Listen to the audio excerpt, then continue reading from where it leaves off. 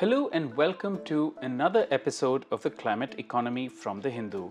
I'm your host Kunal Shankar. Artificial intelligence is in the zeitgeist, particularly generative AI, which can produce human like content like texts, images, sketches, and even write code.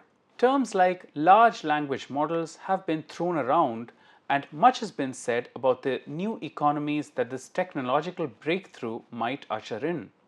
And equally enough have been spoken about what it might likely kill. But today, my colleague Arundeep and I would be talking about the resource use by artificial intelligence. What is its carbon footprint? How much energy does it require? And new breakthroughs like China's DeepSeek, would they make generative AI less resource intensive? In a nutshell, what is the climate impact of AI and what is its impact on the economy? Massive investments have been pouring into training all these AI models, that you've been sort of reporting on consistently for some time now by companies like OpenAI, Google, Microsoft, and Amazon. And all of these companies are probably using quite a lot of electricity, right? Yes, Kunal. Microsoft alone is saying they will invest $80 billion to power what they're calling AI-enabled data centers to train AI models and deploy AI and cloud-based applications around the world. That's a direct quote from Microsoft.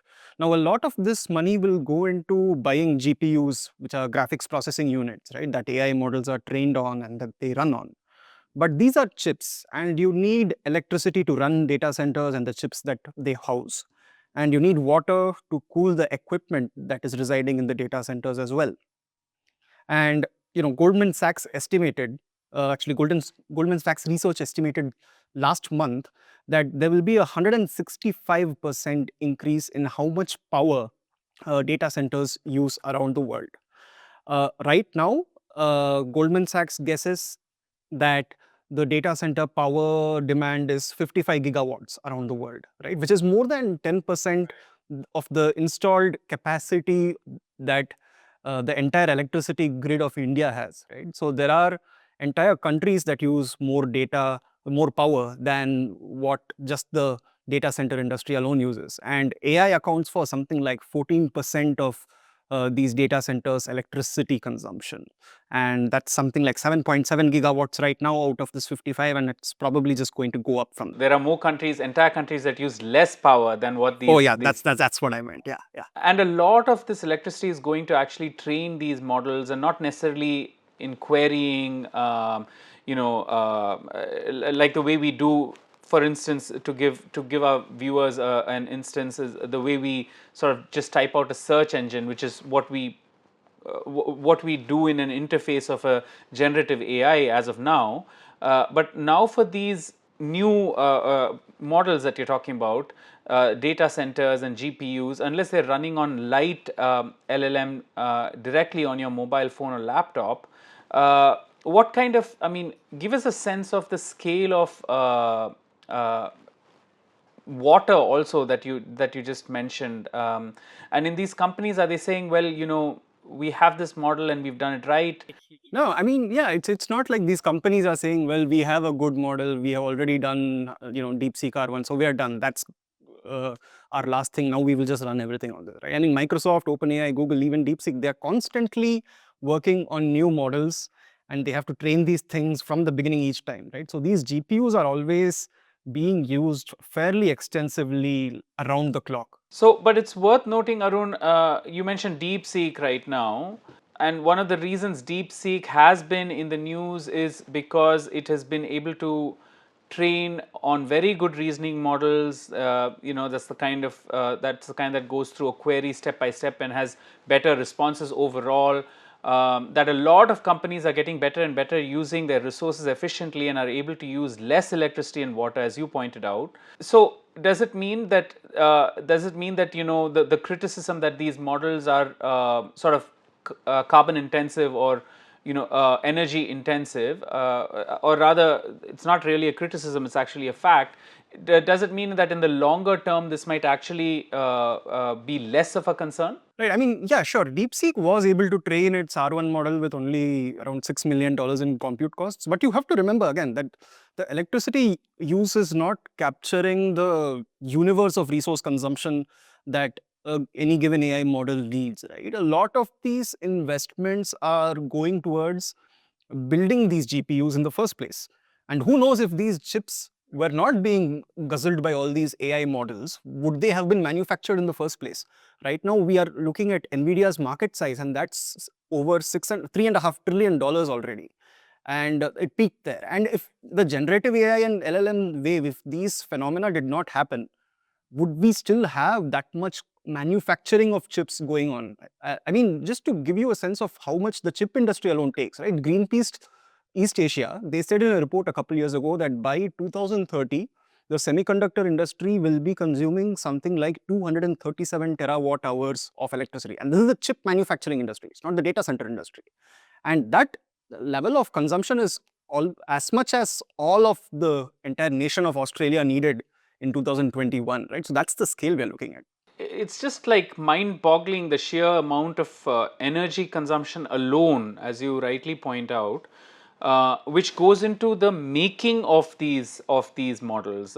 Forget the functioning of them, but in essence what you're trying to say is just the kind of the brick and mortar that goes into the making of them. And coming to that initial point that you made about the sort of water use of this industry, there is quite a lot of water use, right? I mean, from whatever you're reporting and what is the sort of literature that is out there, AI needs something like 9 liters of water for every kilowatt hour of cooling.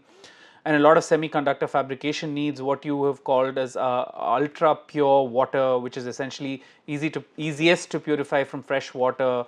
And all of this ideally, I mean, in a sort of a water starved country like India, would have gone to other uses like agriculture and our own human consumption. We must remember that India, for instance, has one of the lowest per capita water usage in the world. So I mean, give us a sense of not just electricity, which we've now clearly established it needs quite a lot. What about other resources, particularly water? Yeah, I mean, water is an interesting case because right now, even there is research out in Nature magazine that says by 2027, we will need 6.6 billion cubic meters of water for the chip industry.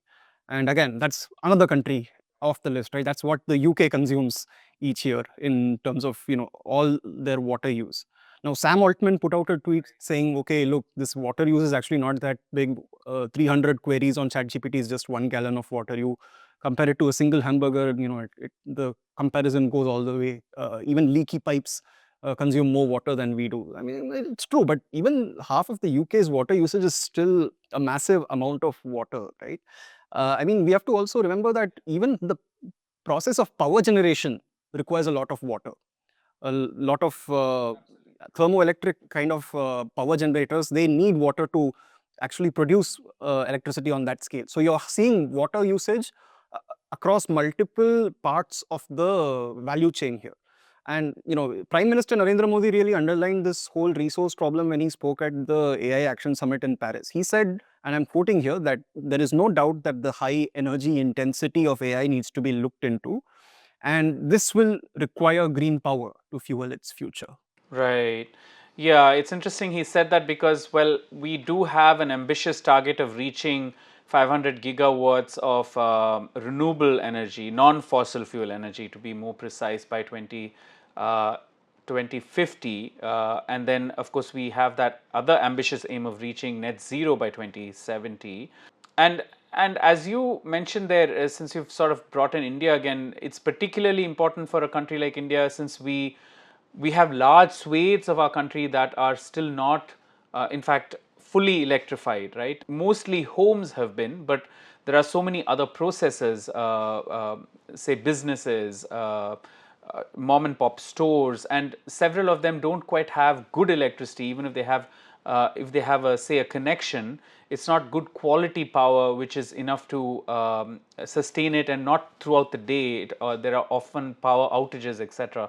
So we have problems in capacity, we have problems in power generation, there's an inefficient transmission, and of course low rural coverage. So where does that leave us, like India as a nation, when it comes to our capacity and capabilities to ramp up these large language models, because as I understand, as you have reported, we do have ambitious plans to really go forward with it, don't we? Absolutely, and that's why sustainability has always been a big piece of this puzzle, right? In terms of making sure that we have uh, resource constraints in electricity. So we need to have a certain amount of strategy in how we are deploying our resources. So that's why that comes back to why Prime Minister Modi brought up sustainability, in the sense that you do need to make sure that a lot of the energy going into these data centers is renewable, right? And we are starting small right now. We have a program where the India AI mission is sharing 10,000 plus GPUs with startups and civil society to provide compute facilities to build India's own foundational model, and a couple other projects like that. It's in our interest actually that a lot of these data centers use green energy and less energy over time, right? And the data center industry has historically been good at this. They have been cognizant at saying that, okay, it is working hard to really ramp up its renewable energy use. That has been happening. Rooftop solar is being considered in a big way, because if you already have a data center in India, data centers use a massive amount of land, and it is a natural extension of having that kind of real estate to just go big on rooftop solar, right? And to have captive power for yourself as well, even if it is not rooftop. So hopefully this will be one industry where we can show some restraint in how energy intensive it is, right? We are also hoping, Kunal, to be net zero in carbon emissions by 2070, and all things considered, there's real hope here that the AI race does not set us back significantly. And this is what set us talking, if you remember, when we discussed the idea for this episode, was the fact that Microsoft had decided to draw power from the long shuttered 3 Mile Island nuclear power plant in the United States, which was shut in the aftermath of Chernobyl and other sort of nuclear disasters. And from all the literature that came out at that point, it was very evident. And this was, of course, we must remember, this was maybe weeks before DeepSeek sort of made its appearance globally, and the conversation about energy intensive use for large AI models was still very much part of the discussion. And it was considered that nuclear power would probably be one of the most stable and good quality power that would be required for these large data centers to run. So is that, as controversial as nuclear energy is that being looked into in the Indian frame as well? And globally, where is it in the sort of energy mix for data centers and large language models? Well, I think that nuclear has always been a kind of cheat code in terms of getting a massive amount of energy with as little carbon footprint to kind of emerge out of that capacity building, right? And India has actually been pro-nuclear in that sense for a while, right? We have counted, much to some activists' kind of disgruntlement, nuclear among our renewable energy basket to begin with. And this was a few years ago, before the AI and data center debate even kind of set in terms of a power consumption debate, right?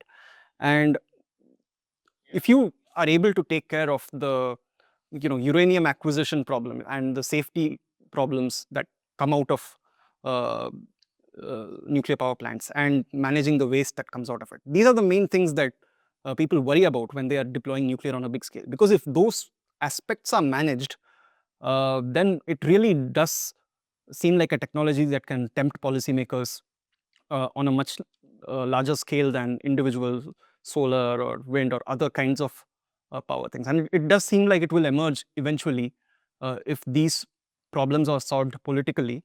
as a major part of the AI power mix as we go head into the next few years. Yeah, it's interesting because these small modular reactors are already were announced in the budget just recently, and as you said, there is hope that greater renewable deployment might just bring down the carbon footprint of AI models.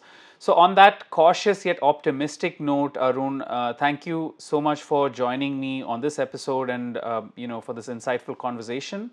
If you like this show and would like to follow us, click the bell icon on YouTube.